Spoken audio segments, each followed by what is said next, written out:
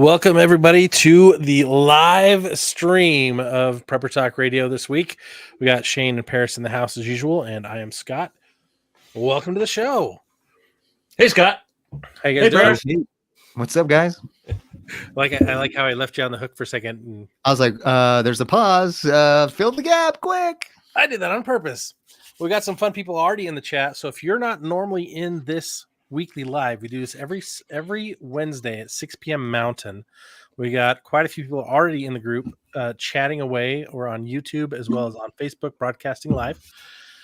Want to remind you that as we get going, as you get further along in the process of preparedness, or even if you're brand new, there's always help. We have our group, Emergency Prep and Self-Reliance, over at Facebook. You can join that, get in on all the fun. We have contests in there. We are currently giving away, we're about to announce a winner this week, hopefully. We're giving away 2 of these packs. These are little get-home bags, electric kits. You've got a UV5R, ham radio, and the coolest, our swag patch on top.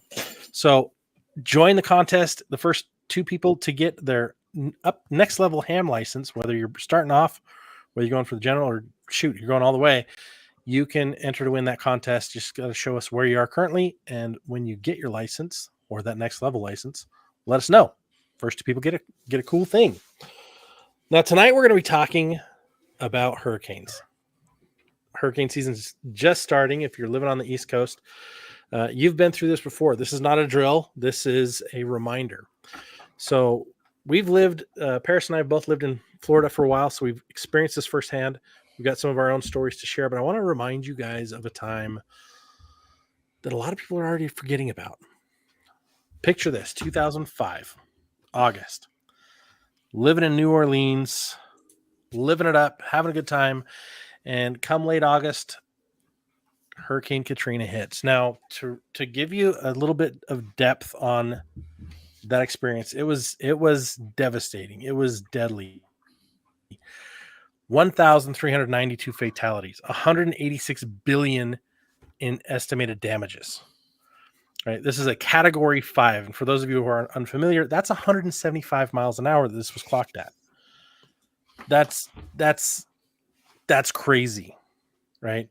So we want to talk about preparedness for hurricanes. We want to talk about what you can do, not just before, not what to expect during, but also what to expect after, because there's so much that people don't talk about what to do after and what to be aware of. So we're going to dive into that. That's tonight's episode. It's how to prepare and how to survive before and after a hurricane. So as you're getting prepared, as you're trying to get the things together that you need, remember our friends over at survivalfrog.com. Use the code PrepperTalk to save 10% on checkout. My favorite thing about that site is you can double down on coupons. They've got site sales going on all the time, so you can stack coupons there. That would be a great way to help promote the show, help support the show, but also they've got some of the coolest stuff. I just did a review over on our YouTube for their dry bag. Very impressed with it. We also love their survival meats, their 25-year shelf life, totally cooked, ready to eat food storage meat. And if you botched it on Father's Day and got a stupid tie for the man who keeps you all alive, go to survivalfrog.com, redeem yourself, get him something good,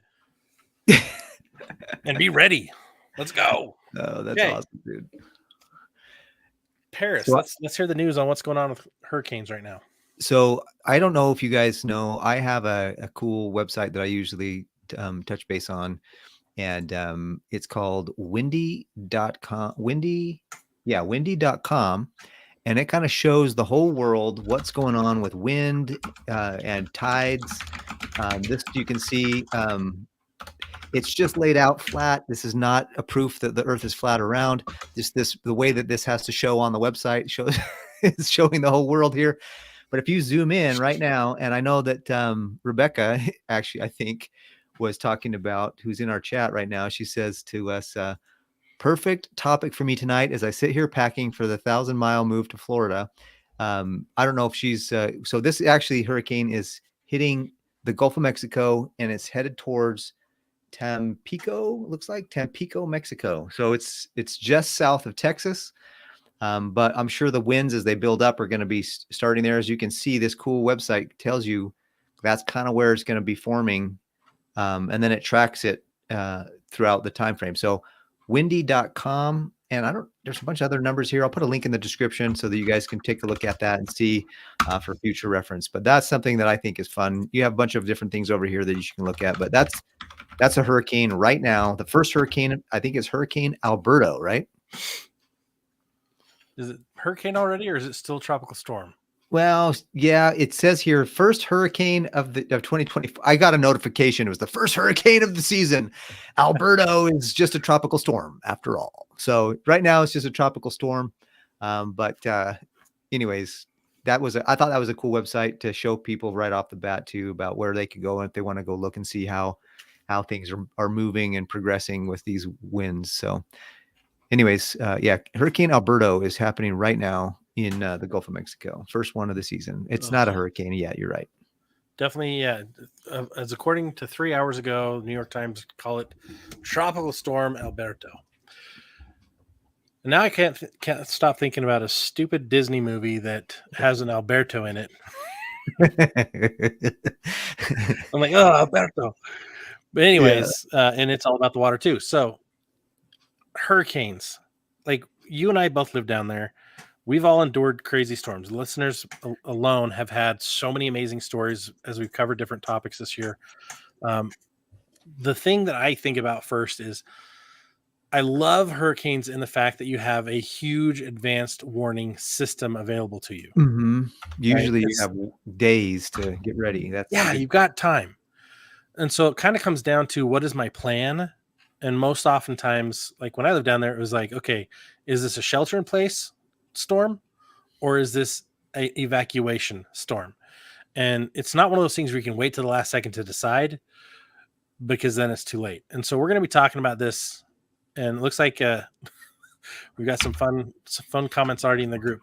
But like we've got to understand what we're preparing for and what is the go-to experience that most people run into. Right? Because your experiences, Paris, were a little different than mine. But of all the people that I've talked to that have gone through worse than what I went through, I mean, I hit a tropical storm. I had hurricanes go above me, hurricanes go below me. I had tornadoes for sure, craziest ones in Florida history. But dude, I've never been in a true hurricane. Yeah. So we were preparing for a hurricane. It was supposed to hit ground, full blown hurricane. And this is 95 when I lived in Florida, 95, 6, somewhere in there. And the gas stations were overloaded. Like you couldn't, like if you were on the street by a gas station, it was down the road, like to get gas. The other thing was that all the water bottles were gone. Like you couldn't get water bottles anywhere. So those are some of the things that I'm like, okay, if you're going to be ready for a hurricane, you need to already have those things on hand. The other thing too is that the apartment that we were in didn't have a lot of materials, and I was a missionary for my church at the time, and the church leaders called us and they're like, hey, look, all of you missionaries, get down to the church. We're going to board up the church. So we had 2x4s and we put those in the windows, but we had plywood that we put up on all the windows so that nothing would break. And we weren't the only one. I mean, there was people that were living there that knew how to prepare, and there was lots of neighbors and people in the neighborhoods that were boarding up their windows and getting ready to hunker down for a storm, because hurricanes, I think hurricanes are a little different as far as I'm concerned than tornadoes. Like tornadoes can come and like pick your house up and move it. Like I don't think a hurricane really does that. I mean, maybe it can. I don't know. I'm not as versed in hurricanes versus tornadoes, but it's way more wind just kind of blowing through the neighborhood to me, because as soon as it hits ground, it loses power. And that's the kind of the benefit of a hurricane, is that it's really powerful out at sea, but as soon as it hits ground, it goes. So I literally, we boarded up the church. We were ready to go. We were in there. We were excited. We're like, yeah, our first hurricane, and it hit the ground, just like I said, and it hit the earth. It hit kind of the peninsula there and downgraded. And so it just became a tropical storm, which was fine, because then we didn't have to deal with a lot of aftermath other than, unboarding up the church and helping the neighborhood unboard up all their windows. Like we did some service where we helped people onboard their houses. But that was kind of my experience going through a hurricane. And it was just crazy leading up to it, though. The good news was there was time. But the bad news is that even with the time leading up to it, the water bottles, gas stations, like everything was swamped. Like shelves were bare. And it was crazy. That was crazy. So I definitely think you should be ready way ahead of time.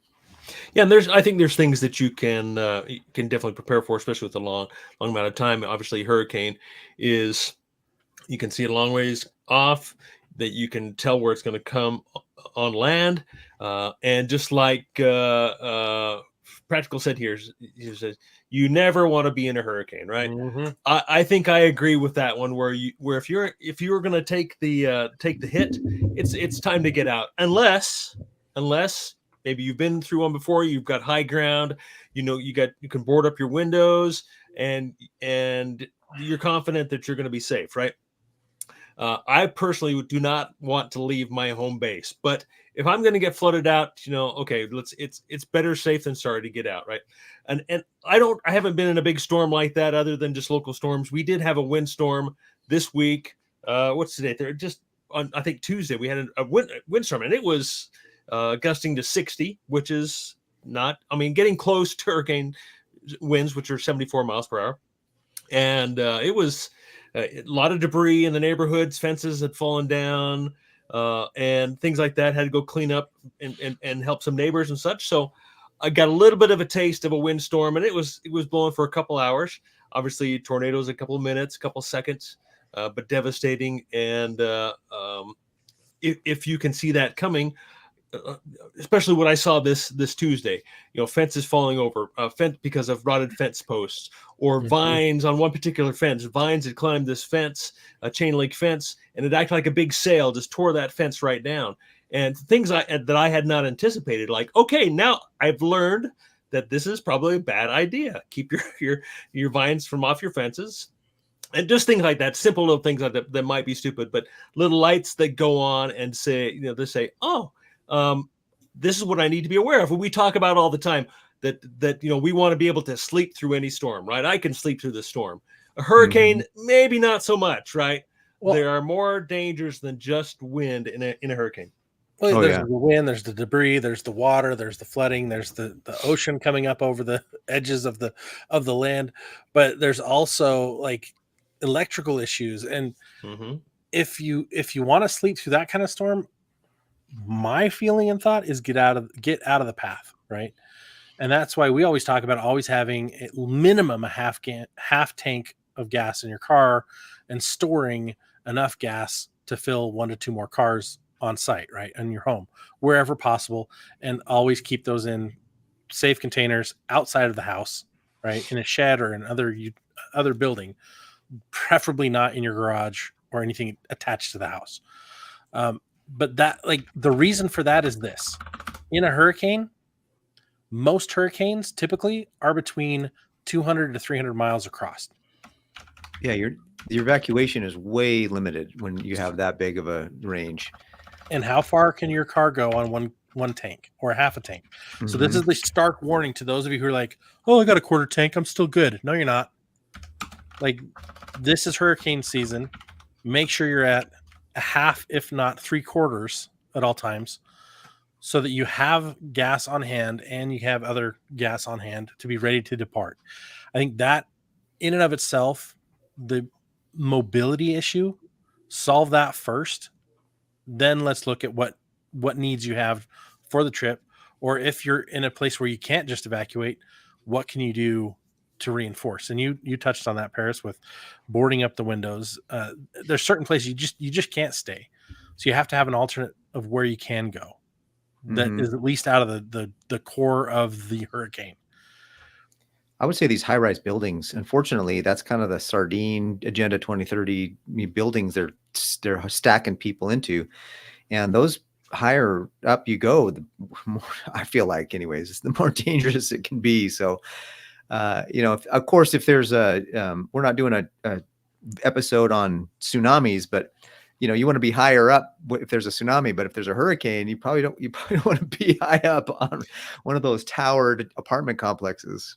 Well, I guess if you're out of, I think the biggest danger, other than wind, is the storm surge, right? And to Mhm. even get stuck or even have to venture out into that storm surge is dangerous for a lot of reasons. Because first of all, the storm surge is flooding the sewers, right? And Mhm. so all that contaminated water, sewage is coming up into the water, and you're walking through it. So you walking through, you cut your leg, you're getting infected. That's where people tend to get sick and die after weeks or months after the hurricane.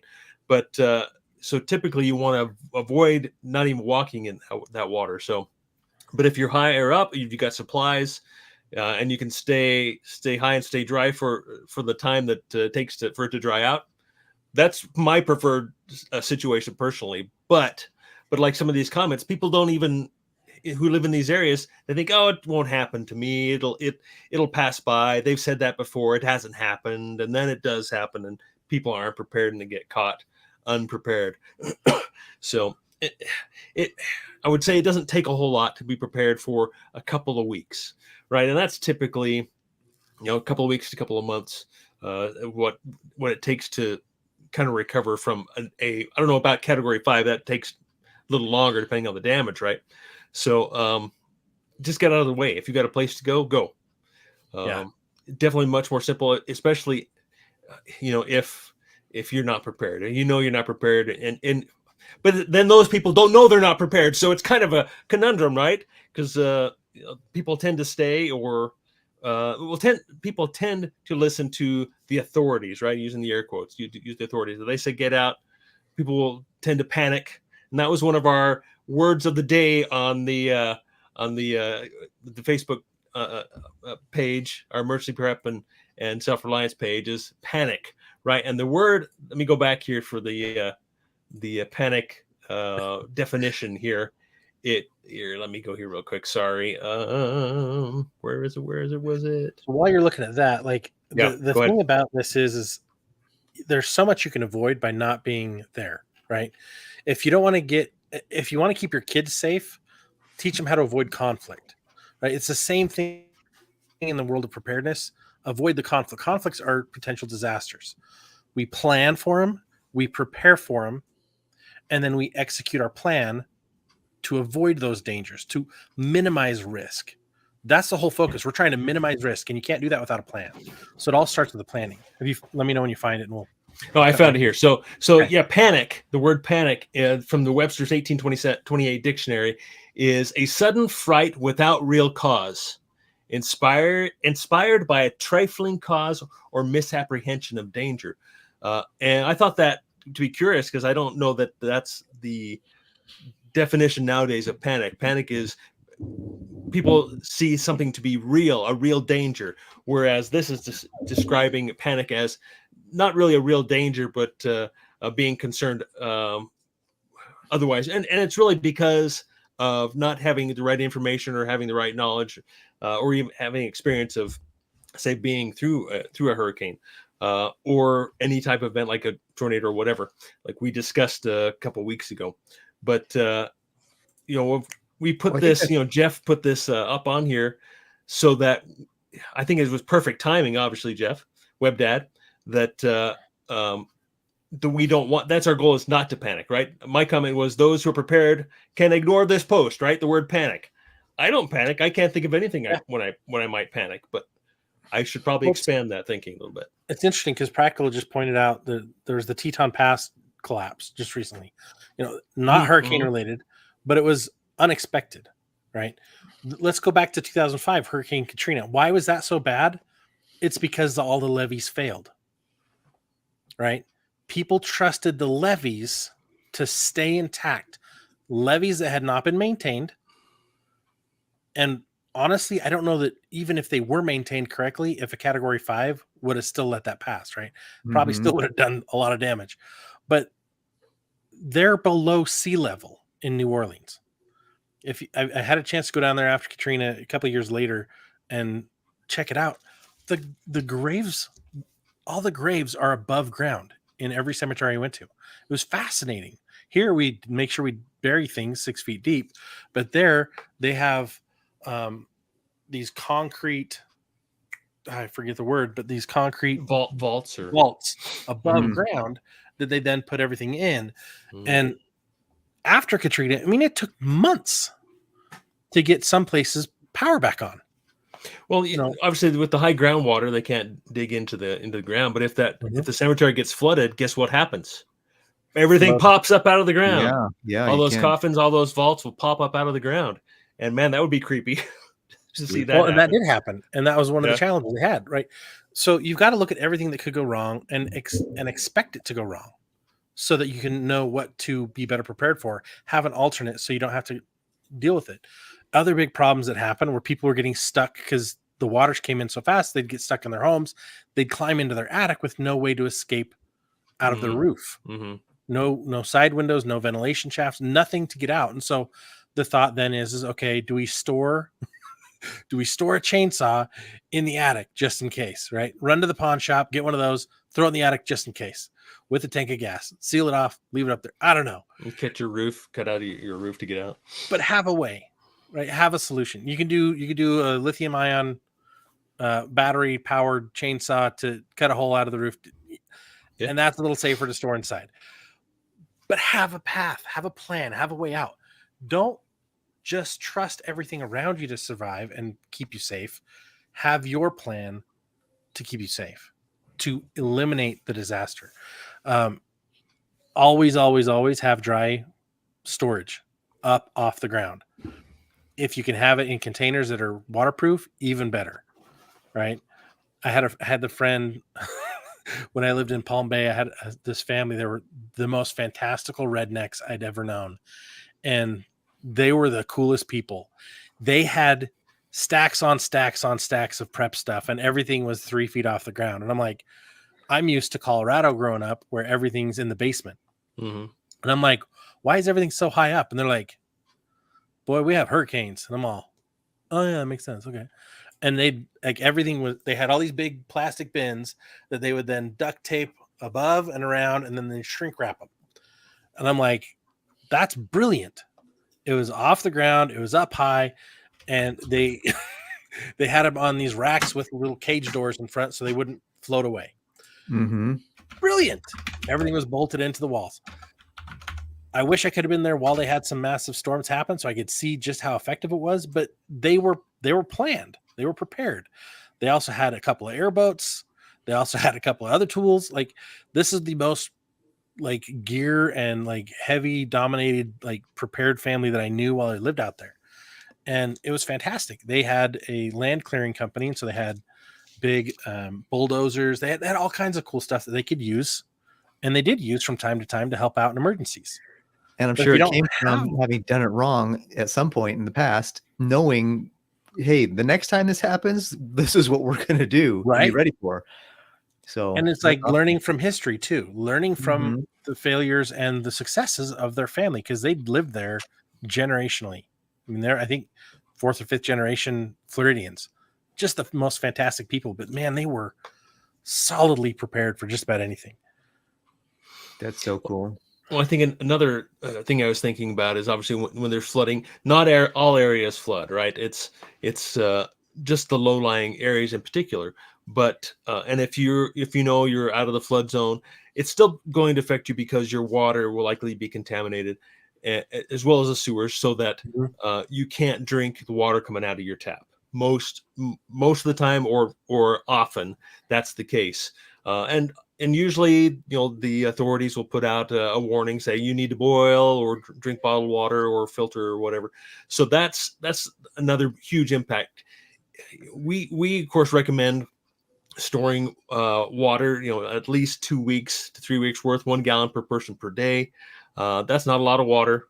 And if you're shut down for 2 weeks or a month, for the infrastructure to be repaired and the waters to drain away and such and dry out, you've having a couple weeks worth of water filtration or treatment, and knowing how to do that is definitely essential. So if you think you're going to be okay outside of the damage zone directly of a hurricane, you're still probably going to lose power, lose your water, lose the ability to flush your toilets, right?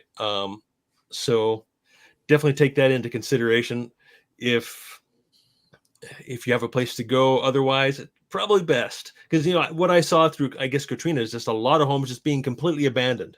Mhm. Right? It's absolutely abandoned. Never, and people never went back to them. I don't have the numbers or the stats or how many, but it seemed to me like thousands of homes had to be gutted because they were a danger. They were moldy. Obviously, they were contaminated, and they were a hazard. And I think the state actually had to take those on and clean those things up. Yeah. And of course, security. Security is a huge issue afterwards. Oh, because yeah. everyone's going to be running Mhm. without things. And that was one of the big problems after is people are like, my house is getting looted. What I do have is getting looted, whether they were there or not. People are coming in armed and they're like, oh, we're just taking it. We don't care. And that's the other thing is you've got to have that plan in place and a network of people, if you're going to stay, that are going to help be able to protect, because you cannot stay up 24 hours a day, 7 days a week. Yeah. It's not possible. You've got to have rotating group.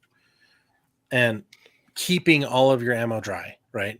Keeping all of your guns dry, keeping everything in a place where you can access it afterwards and during, but also that it's going to continue to work and you can maintain it. So you've got to think about that. You got to think about your tools. You got to think about other things that you're going to do to be able to increase your security, whether that's rebuilding offenses quickly, like having the right things on hand, screws, nails, hammers, nail guns, power. Like I just think of, yeah, I've got to have enough water. Yeah, I've got to have enough food, but I've also got to have the right tools. And I've also got to have the right fasteners and things and know-how to be able to create that layer of protection. And speaking of the right tools, it's important to remember that hurricanes are very wet. So you got to have like really good, strong ponchos. You got to have strong rain suits. And frankly, if you're going to be trudging through any of it, you need to have good socks, gaiters. Gaiters are, for the people who don't know what gaiters are, they kind of are, they're for snow mostly, but I don't think they would work very well in a full-blown water liquid. But you got to have good boots for trudging through kind of a couple inches or maybe a foot or so of water, because if you get your feet wet, your shoes wet, your socks wet, you're going to have problems with your feet, and you don't want to have problems with your feet because that's going to be part of the disease / the, any hypothermia or anything like that's going to kick in when you have cold and wet and cold feet. So just remember, some of the things that you're preparing for in a hurricane are different than a tornado or an earthquake, or, if you're in a place where hurricanes hit, you're getting different gear than you are somewhere else. So just remember, as you, Rebecca, mentioned, you're moving to Florida, just remember that you're going to have to swap out some of your gear and your kit, and so that you have different protection in a wet emergency. Yeah, and Mike mentioned also here, the big problem is our government is a problem. Look back to previous performance with other natural disasters. They're always last on the scene. Plus, also think about what happened in the shelters, right? The FEMA shelters, the conditions there. People get sick. It's not a place that, in my opinion, that you'd want to find yourself in an emergency. You might again, bug out, have a plan to get out, because you don't want to have to end up finding yourself in one of those shelters. But also, like you're talking, Paris, and Scott, is it having a way to defend yourself from looters, because that obviously does happen and it's proven. But also in Katrina, there was also excessive rule of law, right? The police were out confiscating guns. They had made a local decision, the police force, to say, oh, we're going to go around and confiscate guns to make us safer, whatever their excuse was, right? Again, best to stay away from the problem. That's a whole nother topic there I won't get into. Well, that's where, again, it goes back to, as part of your safety net, as part of your protection plan, don't inform anyone of anything, right? They don't need to know. Mm-hmm. If it's outside your circle of safety, meaning people that you absolutely trust, they don't need to know. People come by confiscating, you just ignore that and say, oh, we don't have anything. We need you here to protect us, right? Yeah. You see the video of the police going into an old lady's house and trying to get her to leave. And she said, I'm fine. Look at all this food I have, and I've got a gun. And they freaking tackle her. What? Yeah, she shows them the gun. She's not pointing it at anything. She says, look, I've got a gun. Look at all this food I have. And they take it away from their tackler. And and I don't remember the entire story. Maybe one of you guys do, but it's just the situation. Like you're saying, Scott. Don't tell people. Don't even let them in your house. I wouldn't even say. You won't even answer the door.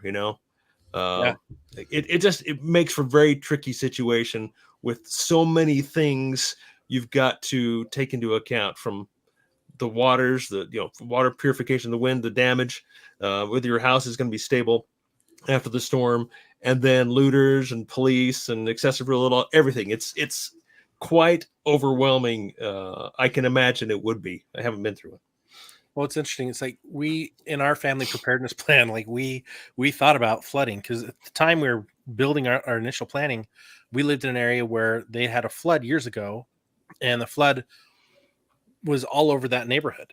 We had this massive snowstorms, and the runoff went down our main street through Salt Lake City, and we lived down there in Murray, and there you couldn't put enough bags out in your front yard, to sandbags, to stop the water from filling up your basement, from coming into your house. And we lived at a lower point.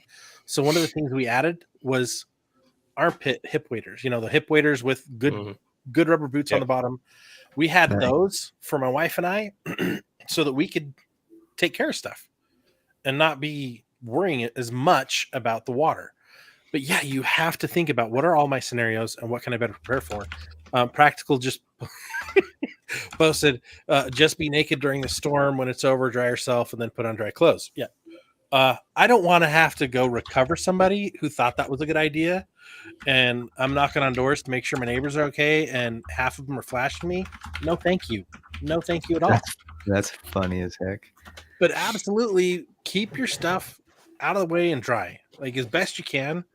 Like I cannot stress enough the importance of keeping things dry. Like, I don't store that much gasoline for that reason, because a lot of times those containers can fail pretty easy. What I do like is storing lots of propane. Yeah. And chain those suckers together so they don't all float away. Chain it to a tree, chain it to something, but chain those suckers together. They've got that nice little handle on top, and they will float, but chain them together so they don't float away. Yeah. And so people can just come up and walk off with them. Yeah. Hey, here's another aspect that Matthew brought up here is, the Cajun Mafia. Yeah. They were so prepared that they were perfectly fine themselves, and they were prepared to get out and help. How cool is that? We talk about it all the time, in that we want to be prepared, not just for ourselves, but so that we can be of service to our neighbors and our family and so forth. So yeah, absolutely. You've got the big swamping trucks, lifted trucks and boats and such, and getting out and helping and being prepared for that, and having the waders and a boat. If you know your area well enough, you're gonna where to go and how to get around. Absolutely. Yeah, that's just an awesome situation. After Katrina, I loved watching that. That was awesome.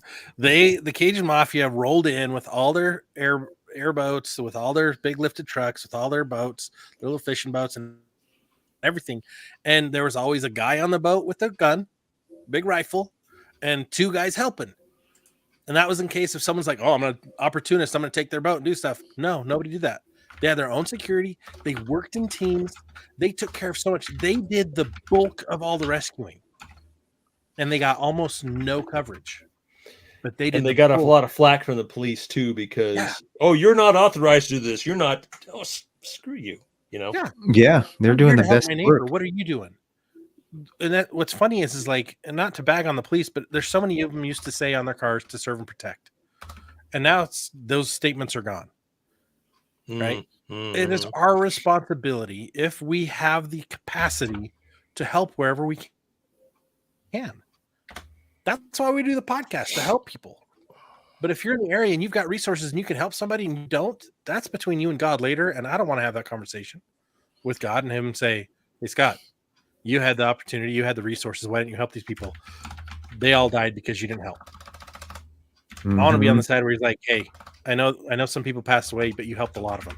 Good job. Good try. And that's where you build that community ahead of time, where you know who the little old lady in the house 3 doors down what she does or doesn't have and who can help her and go make sure she's okay or whatever. And maybe not just the little old lady. There's also, men that are older that may not be as capable anymore as they used to. And so it's important to kind of keep tabs in your neighborhood on people who are maybe going to be a little bit of you're going to need to go help, keep tabs on that. I would say that's an important thing to think about, especially as you live in an area like, especially the East Coast, especially Southern East Coast. Hurricanes happen every single year, and Gulf states too. Like every year there's something that's going to come through. Thankfully, it's not every year where there's a category 5 that destroys the whole place, but every year there's something that comes through there that you got to be, you got to be ready for. So when you live in those places, I think it's really important to be ready to know, kind of have a little neighborhood watch / hey, the hurricane's coming. Let's go check on, Bob or Sue down the road, make sure they're, tucked in and their house, has got the boards on the windows, things of that nature. And then afterwards, we talked a little bit about this already, but make sure you have tools for, if a tree falls down, you're going to need to have a chainsaw to get that thing out of the way, so those are the kind of things that I think that a lot of us are like, that's kind of honestly, I was talking to my wife the other, a while ago, and I was like, hey, we need a chainsaw. What do we need a chainsaw for? Well, just in case a tree falls down on the neighbor and I got to save them. You know what I mean? So there might be fun ways for you to be able to, get a chainsaw if you don't have a need for it any other way or for any other need, but to be able to save others. If the budget allows it, why not? Yeah, exactly. That's a good point, Scott. If the budget allows it, why not?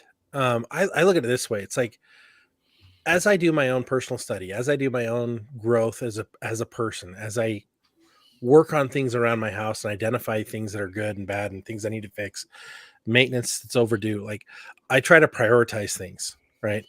A chainsaw might not be a priority right now, but once it is, if you don't have it, it's too late.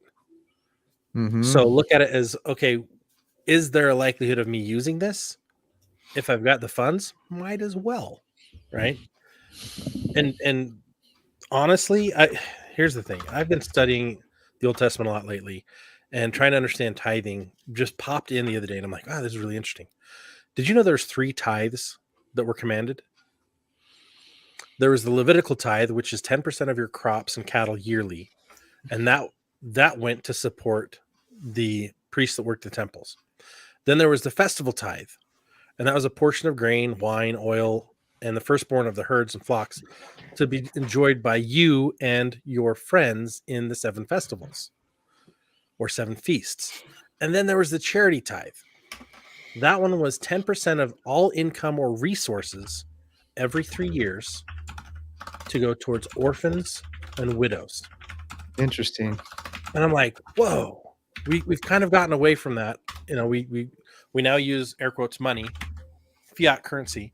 And so everything's a little bit structured different, but it was up to you, the person, to figure out who to help. And I'm like, in times of need and disaster, you were talking, Paris, about like keeping an eye on your neighbors to know who's going to need help. Those are the orphans and widows. Mm-hmm. Those are the people to focus on giving them additional assistance. Right. And I live in a place where I've got a lot of preppers as neighbors, which is fantastic. I'm one of the block captains for our community. So we try to keep everyone in the loop of what we need to be preparing for or doing. And there's a lot that just don't care, but the core of us that do, it's nice because we can create security details. We can create food lines. Like if something prolonged happens, we've got enough resources that we can keep the neighborhood fed for a little while. Mm-hmm. Right. But indefinitely, no. So you got to think about what are your needs and your responsibilities, because more than anything, your stewardship is for your immediate household. You got to take care of them first and then try to help others. Yeah. But you can't help others if you're starving. You can't help others if you don't have the tools, if you don't have the knowledge, if you don't already have a plan in place to keep yourself safe. You can't help others. Exactly. And that's why it's important to get the word out. Obviously, you want to educate, kind of be a leader in your area. It's frustrating sometimes to kind of see that nobody is really interested, or maybe they're not as passionate about you as you are about it. But that is our opportunity to kind of maybe full of preparedness, if you will, and be missionaries, so to speak, of the preparedness lifestyle to those that are around us. I mean, it's not, I guess you can consider it a religion of sorts, but it's definitely something you want to be able to, because you don't want to. Here's one thing: is like, what if you got hurt? Like, let's say that hurricane hits, and you have all the gear, you have food, you have prepared some things, and you just happen to be you slip and fall, and bam, and now your neighbor is the only one that can save you, and your neighbor's like, I don't know what to do, and you're like, I should have taught this guy a couple things. I should have brought him over for a first aid review or a CPR or something. You know what I mean? Like so that's the thing to remember too, is that we always think, and this is the one thing that I hate about the hero movies, is because everybody identifies with the hero in the movie. And they don't identify with the person that got hurt, or they don't identify with the person that got their house crushed and they were underneath all the rubble and they had to be taken off to the hospital. We're not all going to be the hero that survives the day and saves everybody. That's one guy in a movie that gets to do that everybody else has to suffer. And so the likelihood is that the more prepared you are, sure, the more you're going to probably be the hero that saves the day. However, the statistics are that you or somebody that you know and love is going to be hurt, and you're going to have to take care of them and rely on your neighbors or your community to get through it, because because that's just the statistics. You can prepare for everything. However, when you're the one that's hurt, when you're the one that's in the accident, when you're the one that gets the beam of the roof or the tree branch that falls on you, like, you're going to need to make sure that people have some way to save you. And I'm not talking about, we'll just call 911. Like in a hurricane, everybody's calling 911. You're going to be not enough 911 to go around. Yeah, you're going to be one of like 1,000 people for the 10 EMTs in the neighborhood to get to. And so you're going to need to have somebody that knows how to keep you stable until the real professionals can get there, so to speak. Okay, I got a great question that just came in.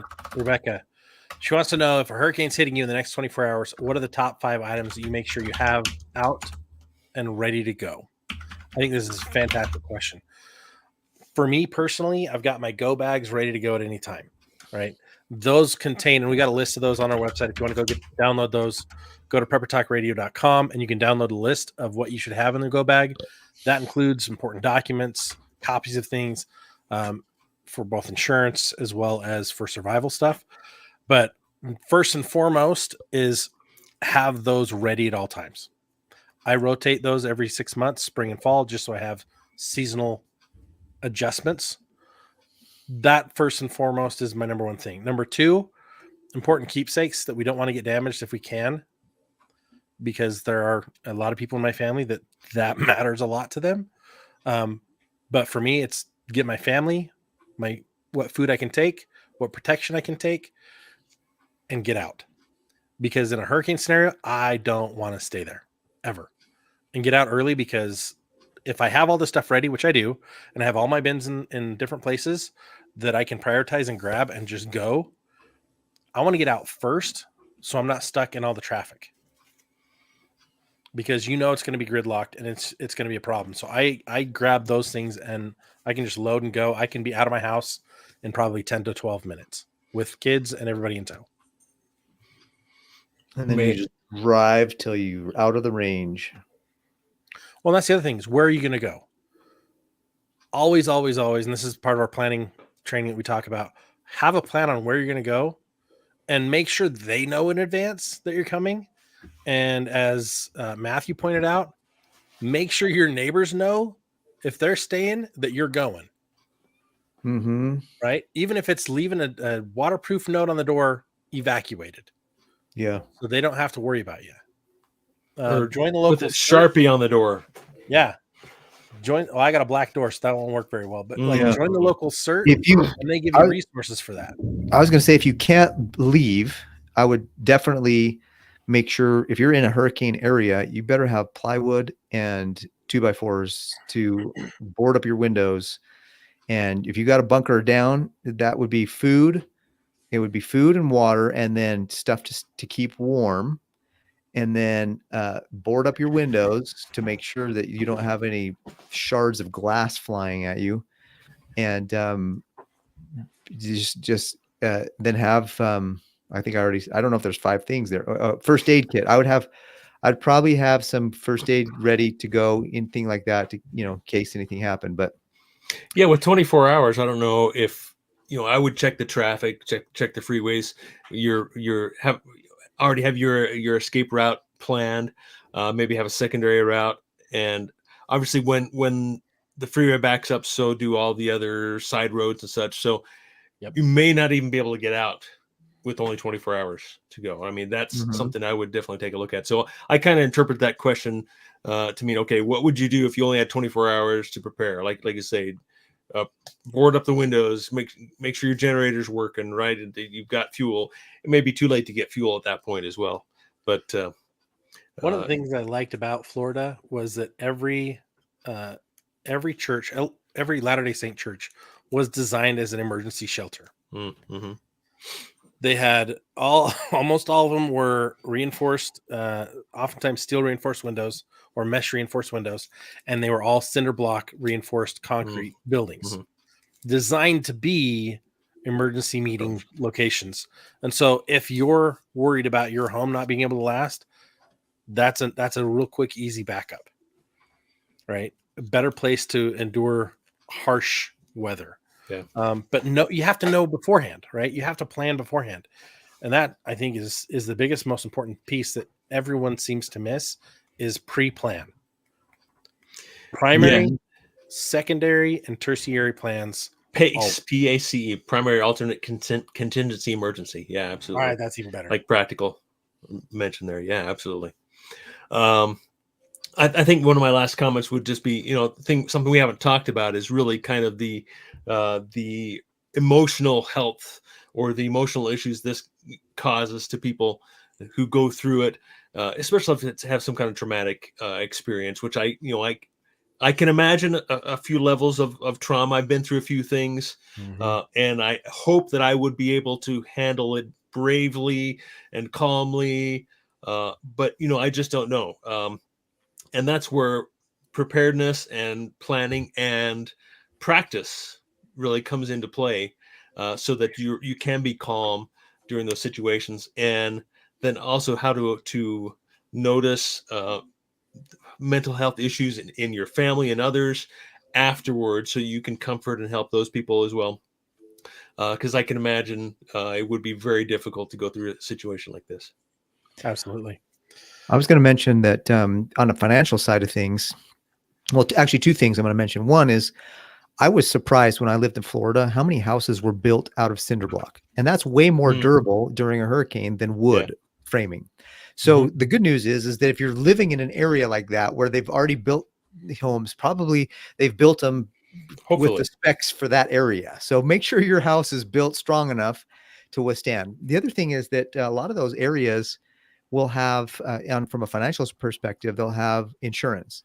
Now, if it's a huge wide storm, this insurance may be a bit of a challenge afterwards, but you don't want to find out that your homeowner's insurance didn't have a provision for hurricanes after the hurricane is over and nobody's rebuilding your house or helping you with any damage and repair. So make sure that if you're in whatever area you're in, flood zones, hurricane zones, tornado zones, whatever zone you're in, make sure that you have read through your homeowner's insurance policy to see that there are some provisions for that. And if you don't own a home, I highly recommend you get renter's insurance. And if you don't have, and then read through that to make sure that you have protection there, because that's going to be, I think, one of when I moved from California, I found out a month later that the next door neighbor I had in California, their house practically burned down. And I can just imagine, I mean, Shane, you were talking about the mental health and surviving. And I feel like during an emergency, the adrenaline is going to be strong enough to keep us going and focused and survive. And we got to get through this. Yeah. But you're right. After that adrenaline dump just is over and we're back to normal. Like, you're going to be tired, potentially, especially after a huge, like, stressful emergency. So you don't want to be trying to figure out how you're going to rebuild your house and then get hit with the news that your insurance didn't cover it, and now you're like, I have nowhere to live now, you know. Yeah, So there's I understand there's a lot of heart attacks and such during and after hurricanes and such, from physical exertion as well as stress, I imagine. The other thing to think of, we haven't touched base on though, is this. We've talked about those with mental health. We talked about those with medical needs, but also think about your prescription needs, right? This is why we've partnered with Jase Medical. Go to jasemedical.com, JASE medical.com. You can get up to a 12-month backup supply of your daily prescription medications. It's the best way to go to get the right medications that you need if you're on a prescription. Now, use the code PrepperTalk, and that'll get you another $10 off at checkout. That's PREPPERTALK. That right there is another one of those things you need to be cognizant of, aware of, and have that in a dry place so that you can use it. Because after a hurricane, you're not going to be able to go out and forage for things that you can use to create salves. And like, it's going to be a little while. So you've got to have a lot of the stuff stored and ready to go in a dry and safe place wherever possible. So keep that in mind. Hopefully that helps you guys who are listening. There's been some fantastic comments tonight. Thank you, everyone that's participating. Has this been a step-by-step instructional? No. Have we covered a lot of fantastic things thanks to our group, thanks to you guys hosting tonight? Have we covered a lot of fantastic things that can help you be better prepared? Abso-friggin-lutely. Any final thoughts before we round out the night? Nope, not for me. No, I'm good. I think my final thought is simply this: be thoughtful and consider all your scenarios for your family, for your needs, with every type of disaster you need to be planning for. Know what can happen in your area. I can't remember if it was Shane or Paris who talked about this earlier, but know what can be expected, as well as the unlikely things that have happened over the last 100 years or so that could always happen again. Nobody wants to be in a hurricane that I know of. Nobody wants to be in a earthquake that I know of. Like anything major devastating, nobody really wants to be in those that doesn't have a death wish.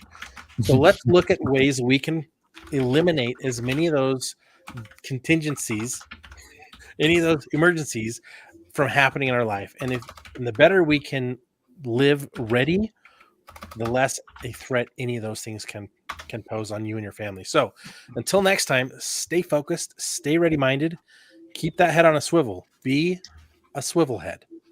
Thanks for listening to the podcast for the prepared. This is Prepper Talk Radio. We're out of here. See ya. Next week. Take care, guys.